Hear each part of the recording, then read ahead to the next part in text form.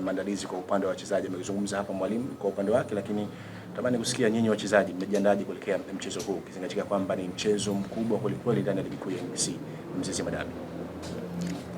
Asante, habari za asubuhi. Kwanza kabisa napenda kumshukuru Mwenyezi Mungu mwingi wa rehema kuweza kutufikisha na salama siku nyingine tena.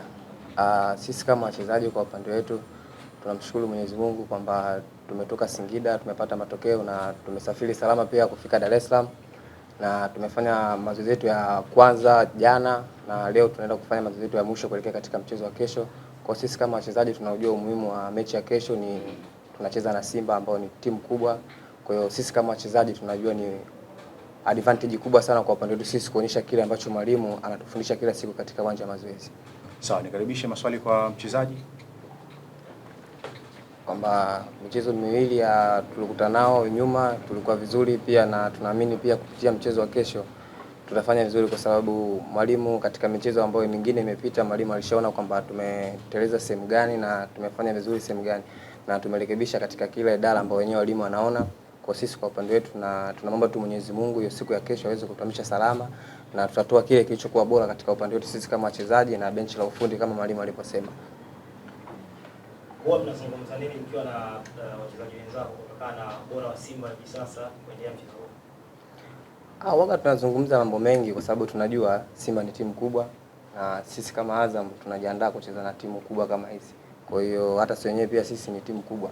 Kwa hiyo sisi kama wachezaji tupo tayari kucheza mechi kama hizi, kwa sababu mechi kama hizi bwana ndo hata sisi wachezaji pia tunakuwa tunafurahi kuzicheza. Kwa sisi kama wachezaji waga tunapeana morali, tunatiana nguvu, tunaombeana ili tuweze kufanya vizuri katika mchezo. Swali la tatu kwa mchezaji.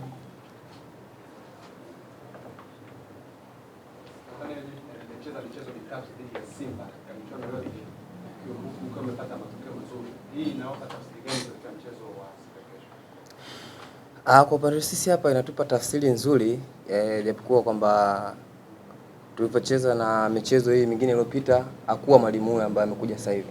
Kwa sisi kwa upande wetu kwamba tunaendelea kupambana na kuonyesha kile ambacho mwalimu anatufundisha kila siku katika uwanja wa mazoezi. Kwa sisi kama wachezaji tupo tayari kupambana katika mchezo wa kesho na kuonyesha kile kilichokuwa bora kwa upande wetu, kwa sababu mechi ambayo ni tunacheza nyumbani kwetu. Sawa, swali la mwisho kwa mchezaji kama lipo. Nathaniel umezungumza hapo mwisho kwamba mnacheza kwenu.